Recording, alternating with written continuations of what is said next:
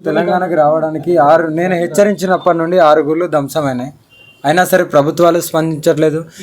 హిందువులు ఎవరు కూడా ఏకమవ్వట్లేదని నేను నా వంతుగా నేను ఇప్పుడు కార్తీక మాసంను కూడా 2-3 పూజలు ఉండి కూడా నేను వాటిని కొద్దిగా వేరే ఇంకా తెలంగాణలోనే చేద్దాం, అదే పూజ లేదు అని ఇక్కడికి వచ్చి నా వంతు నేను ఎక్కడైతే గుళ్ళు ధ్వంసమైందో అక్కడికి వచ్చి నా వంతు నేను చేశాను పూజలు. నేను ఇదే ప్రజలకు కూడా కానీ తెలంగాణ ప్రభుత్వానికి ఇదే చెప్పబోతున్నాను. అందరం కలిసికట్టుగా మన ధర్మాన్ని కాపాడుకుందాం, ఆడపిల్లలను కాపాడుకుందాం, గోహత్యను ఆపుదాం. ఈ 3 జరగని పక్షంలో నా వంతు నేను తాండవం చేసి ఈ దేహాన్ని కూడా వదిలిపెట్టబోతున్నాను. ఎందుకంటే ఎంత హెచ్చరించినా సరే ఎవరు మేలుకోవట్లేదు. ఎందుకు హిందువులందరూ ఏకమవ్వట్లేదు, ఎందుకు ప్రభుత్వాలు కూడా స్పందించట్లేదు అనేది ఒక చిన్న నా ఈ మీడియా పరంగా కూడా చెప్తున్నాను. ఇప్పటికైనా కఠిన చర్యలు తీసుకోండి. ఎవరైతే ఆ గుళ్ళు ధ్వంసం చేసినారో, ఎక్కడున్నారో, ఏమున్నారో, వాళ్ళ అసలు ఎక్కడుంటారు, వాళ్ళకు ఏమైనా శిక్ష చేసిందా లేదా ఏ ప్రజలకు కూడా అసలు ఇప్పటివరకు తెలియదు. ఎందుకు ఇట్లా చేసిన నేనే ధర్నా చేద్దాం అనుకున్నా, కానీ ఈ కార్తీక మాసం పూజల వల్ల అఘోరులు కూడా చాలామంది వస్తున్నారు. మేము ఆ పూజలు ఉన్నాయి దానివల్లనే నేను ఇంకా ఏం చేయలేకపోతున్నా.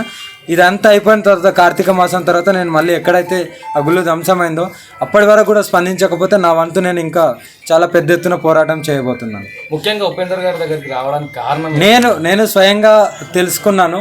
ఇంకా చాలామంది ఉన్నారు, అందరి దగ్గరికి కూడా వెళ్ళబోతున్నాను. చాలా పెళ్ళిళ్ళు చేశారు, ఇంకా చాలా ఎన్నో సేవలు చేశారు, పిల్లలకు కూడా సేవ చేశారు, ఎంతో సేవ చేసిండు. కాబట్టి నేను చాలామంది హిస్టరీ నా దగ్గర ఉంది, అందరికీ కలుస్తాను. ఇలాంటి సేవ చేసే వాళ్ళని నా వంతు నేను కాపాడుకోవాలి.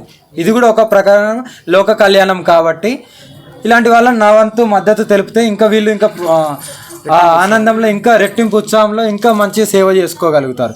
వీళ్ళకి ఏదైనా కష్టం ఉంటే వీళ్ళ ఒక బిడ్డలాగా నా వంతు నేను తీరుస్తాను. తండ్రి అఘోరి ఒక్కసారి మాట ఇచ్చిన తర్వాత వెనక్కి తీసుకోవడం అనేది ఉండదు.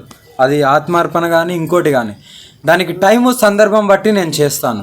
ఓకేనా? ఇప్పుడంటే ఇప్పుడు చేసుకోవచ్చు, కానీ లోక కళ్యాణం గురించి వచ్చినప్పుడు గురువు ఆజ్ఞతోనే నేను నడుస్తున్నాను. నిన్ననే శంషాబాద్లో అయ్యేది, కానీ గురువుగారు అన్నారు ఆగండి, కుంభమేళ ఉంది, అక్కడ అందరము డిసైడ్ అవుదాము, అప్పుడు మీరు తీసుకోవచ్చు నిర్ణయం అన్న తర్వాతనే మళ్ళీ వెనక్కి తగ్గాను. అవ్వడం ఆత్మార్పణం కాకుండా పోరాటం చేయొచ్చు కదా. పోరాటం చేస్తున్నాను తండ్రి, పూర్తినిస్తున్నారు కదా, మీరు అట్లనే కొనసాగించవచ్చు. డెఫినెట్గా తండ్రి, ఈ కుంభమేళలో ఏదో ఒకటి డిసైడ్ అవుతుంది, దాన్ని బట్టి నేను నడుచుకుంటాను. కానీ ఎప్పుడు కానీ నా అడుగు మాత్రం వెనక అడుగు వేసేది లేదు. ఎంత పెద్ద విధ్వంసం వచ్చినా కూడా దాన్ని ఆపడానికే నా ప్రయత్నం.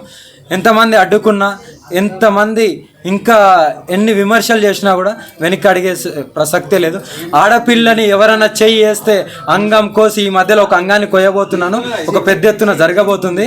అంగాన్ని కోసి మీరందరూ చూస్తుండగా నడి రోడ్డు మీద పెడతాను. ఇది హెచ్చరికగానే.